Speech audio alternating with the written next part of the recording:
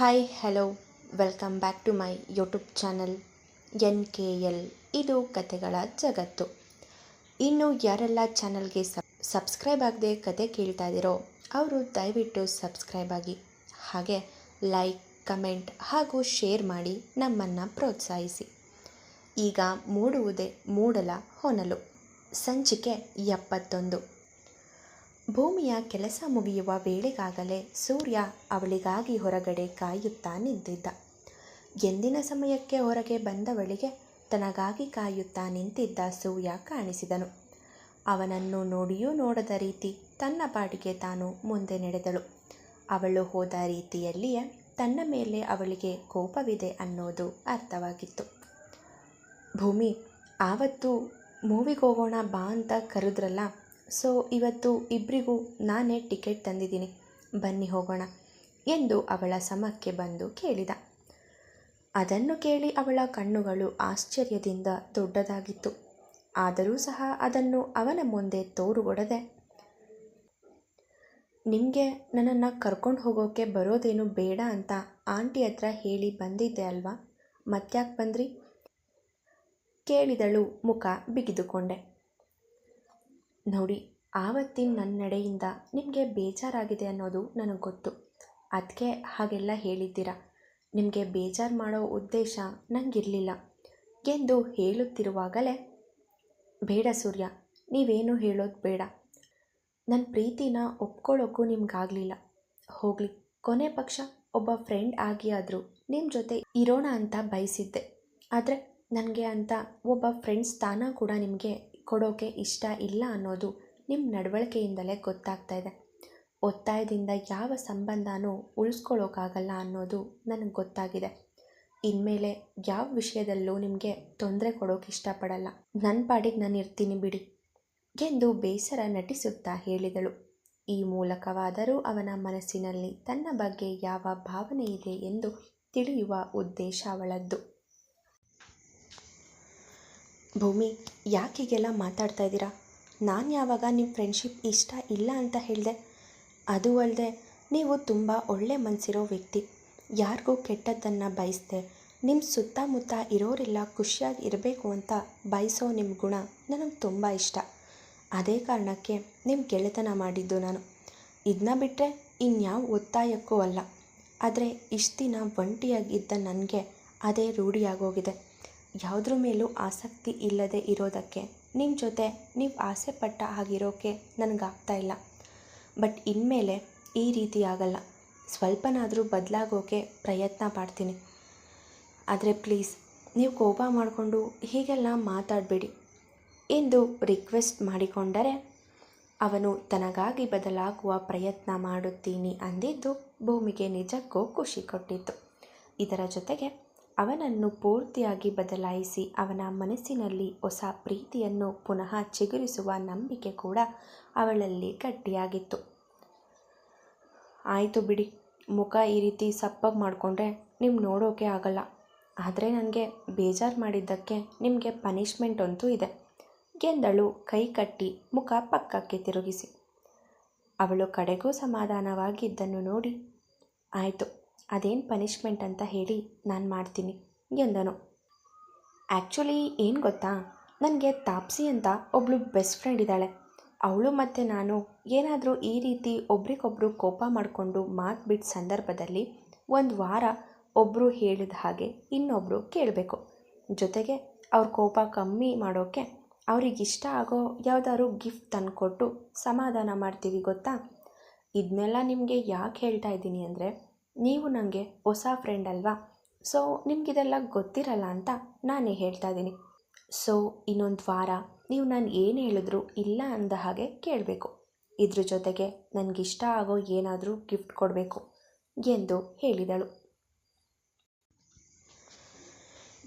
ಅವಳ ಮಾತಿನಿಂದ ಸೂರ್ಯನಿಗೆ ಅವನ ಶಾಲೆಯ ದಿನಗಳು ನೆನಪಿಗೆ ಬಂದವು. ಹಾಗೆಲ್ಲ ಫ್ರೆಂಡ್ ಜೊತೆ ಈ ರೀತಿಯೆಲ್ಲ ಸಿಲ್ಲಿಯಾಗಿ ಆಡುತ್ತಿದ್ದಿದ್ದು ನೆನಪಾಗಿ ಮುಗುಳು ನಕ್ಕನು. ಈಗ ಭೂಮಿಯು ಅದೇ ರೀತಿ ಹೇಳಿದಾಗ ಇಷ್ಟು ದೊಡ್ಡವಳಾದರೂ ಅವಳಲ್ಲಿ ಇದ್ದ ಆ ಮುಗ್ಧ ಮನಸ್ಥಿತಿ ಅವನ ಅರಿವಿಗೆ ಬಂದಿತ್ತು.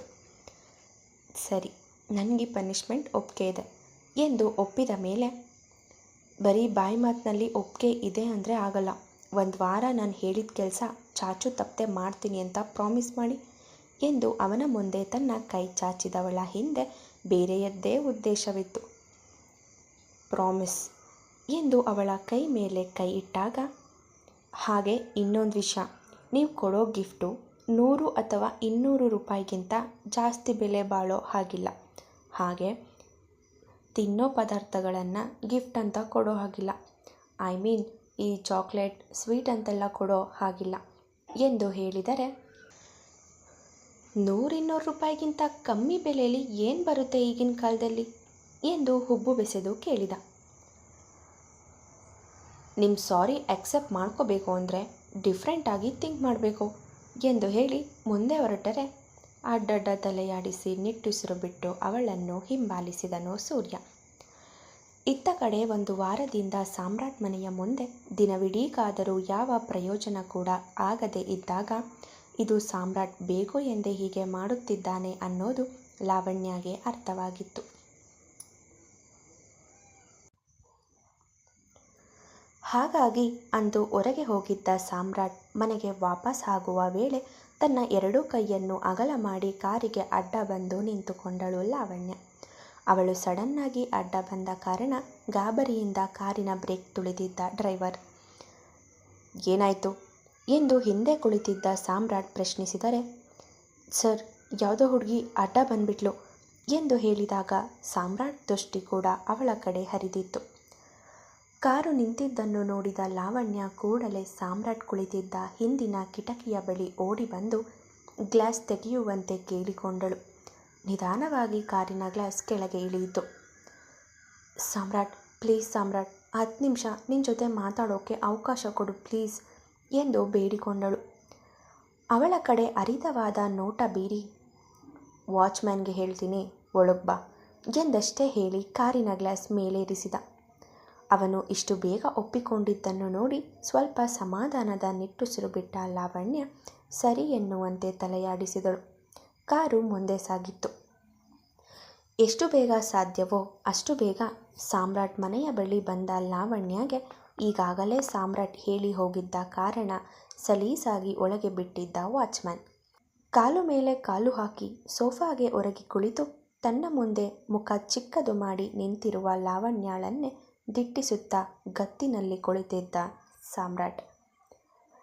ಸಾಮ್ರಾಟ್, ನಿನ್ನ ಜೊತೆ ಮಾತಾಡಬೇಕು ಅಂತ ಎಂದು ಅವಳು ಮಾತು ಶುರು ಮಾಡುತ್ತಿದ್ದವಳ ಕಡೆ ಚೂಪು ನೋಟ ಬೀರಿ, ಯಾರ ಮುಂದೆ ಹೇಗೆ ಮಾತಾಡಬೇಕು ಅನ್ನೋದನ್ನು ನಾನು ಹೊಸ್ದಾಗಿ ನಿನಗೆ ಟೀಚ್ ಮಾಡಬೇಕಾ? ಹೋಗು ಬಾ ಅಂತ ಕರೆದು ಮಾತಾಡೋಕೆ ನಾನೇ ನಿನ್ನ ಥರ ಕೆಲಸಕ್ಕೆ ಬಾರ್ದವನು ಅಂದ್ಕೊಂಡಿದ್ದೀಯಾ ಎಂದು ಸಿಟ್ಟಿನಲ್ಲಿ ಬುಸುಗುಡುತ್ತಾ ಕೇಳಿದ. ಅವನ ಕೋಪದ ಮಾತಿಗೆ ತನ್ನ ಮಾತಿನ ಶೈಲಿಯನ್ನು ಕೂಡಲೇ ಬದಲಾಯಿಸಿಕೊಂಡವಳು, ಸಾರಿ ಸಾಮ್ರಾಟ್, ಅದು ನಿಮ್ಮ ಜೊತೆ ಮಾತಾಡಬೇಕು ಅಂತ 1 ವಾರದಿಂದ ಬೆಳಿಗ್ಗೆಯಿಂದ ಸಂಜೆವರೆಗೂ ನಿಮ್ಮ ಮನೆ ಮುಂದೆನೇ ಕಾಯ್ತಾ ಇದ್ದೆ. ಆದರೆ ಆ ವಾಚ್ಮ್ಯಾನ್ ಬೇಕು ಅಂತಾನೆ ನನ್ನ ಒಳಗೆ ಬಿಡ್ತಾ ಇರಲಿಲ್ಲ ಎಂದು ಅವನ ಮುಂದೆ ಸಿಂಪತಿ ಗಿಟ್ಟಿಸಿಕೊಳ್ಳುವಂತೆ ನುಡಿದಳು. ಅವನು ಇರೋದೇ ನನ್ನ ಆರ್ಡರ್ಸ್ನ ಫಾಲೋ ಮಾಡೋಕ್ಕೆ ಅಂತಾನೆ. ಸೊ ಅವನ ಡ್ಯೂಟಿ ಅವನು ಮಾಡಿದ್ದಾನೆ. ನೀನು ಬಂದ ತಕ್ಷಣ ಒಳಗೆ ಕರೆದು VIP ಟ್ರೀಟ್ಮೆಂಟ್ ಕೊಡೋ ಅಷ್ಟು ಸೀನ್ ನಿನಗಿದೆ ಅಂತ ಅನಿಸುತ್ತಾ ಎಂದು ಎಂದಿನ ತನ್ನದೇ ಗತ್ತಿನಲ್ಲಿ ಕೇಳಿದರೆ ಅವನ ಪ್ರತಿ ಮಾತು ಕೂಡ ಅವಳನ್ನು ಆಡಿಕೊಳ್ಳುವಂತೆಯೇ ಇರುತ್ತಿತ್ತು. ಅವನ ಅರಿತವಾದ ಮಾತುಗಳನ್ನು ಕೇಳಿಯೇ ಮುಂದಿನ ವಿಷಯ ಮಾತಾಡಲು ತಡವರಿಸುವಂತಾಯಿತು ಅವಳಿಗೆ. ಸೂರ್ಯನ ವಿಷಯ ಹೇಗೆ ಶುರು ಮಾಡೋದು ಎಂದು ಯೋಚಿಸುತ್ತಾ ಹಾಗೆ ನಿಂತಿದ್ದಳು. ನೀನು ಕೇಳಿರೋ 10 ನಿಮಿಷದಲ್ಲಿ ಉಳಿದಿರೋದು ಇನ್ನು 5 ನಿಮಿಷ ಅಷ್ಟೆ ಅವಳನ್ನು ಎಚ್ಚರಿಸುವಂತೆ ನುಡಿದನು. ಸಾಮ್ರಾಟ್, ಆಗ ನೀನು ಎಂದು ಹೇಳಲು ಹೊರಟವಳು ಪುನಃ ತನ್ನ ಮಾತು ಸರಿ ಮಾಡಿಕೊಂಡು, ಸಾಮ್ರಾಟ್, ನೀವು ಆಗ ರಾಕೇಶ್ ಬಗ್ಗೆ ಹೇಳಿದ್ದು ನಿಜ. ಅವನು ಸರಿ ಇಲ್ಲ. ಅವನಿಗೆ ನನ್ನ ಮೇಲೆ ನಿಜವಾದ ಪ್ರೀತಿ ಇರಲಿಲ್ಲ.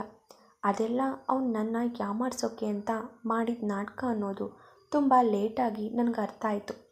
ಆಗಲೇ ಸೂರ್ಯನ ಪ್ರೀತಿಗೆ ಅವಮಾನ ಮಾಡಿ ಅವನನ್ನು ಬಿಟ್ಟು ಬಂದು ನಾನು ಎಷ್ಟು ದೊಡ್ಡ ತಪ್ಪು ಮಾಡಿದೆ ಅನ್ನೋದು ಗೊತ್ತಾಯಿತು.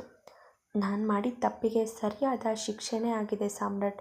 ಈಗ ಎಲ್ಲವನ್ನು ಕಳ್ಕೊಂಡು ಒಂಟಿಯಾಗಿ ಉಳಿದಿದ್ದೀನಿ.